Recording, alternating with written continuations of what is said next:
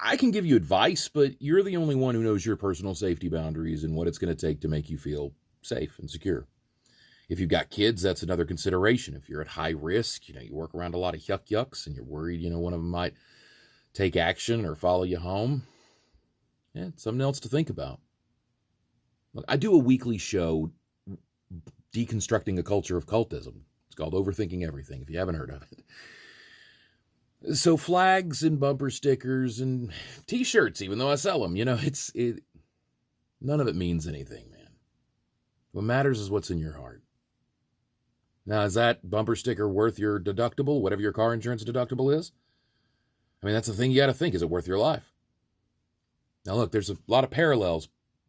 We're almost entering a direct parallel to a century ago, Germany, when certain people in that society no longer felt protected and no longer felt like they could be authentic and be themselves.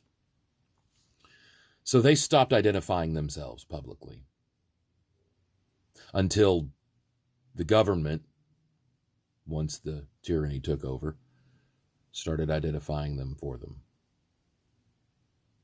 I don't know. I don't know what the answer is, man. I mean, you're talking about harm's way, the DHS. I mean, look, the last 2 weeks of my life have been a different story. And I can't blame anybody for picking up what I put down. And I put down a lot of attitude. I put down some humor. Because I don't live in fear and I won't be terrorized.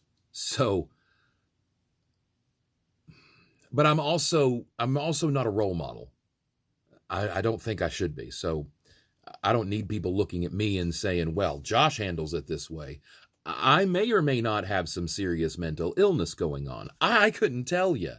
All I can tell you is that if I overthink everything and I look at myself pragmatically, the hell was I doing standing toe-to-toe with a friggin' line of Nazis on?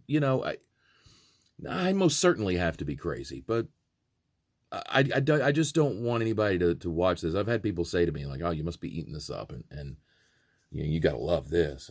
And people that know me, so I mean, like, I don't like the limelight as it is, but it's just the nature of what I do.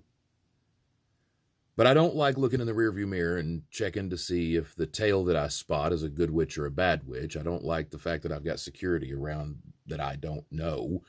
And I don't like the fact that I got to pay for around-the-clock stuff. I got death threats, active death threats from the 3%, and I've been doxxed on Telegram with a hillbilly hit taken out on me. I don't advise it.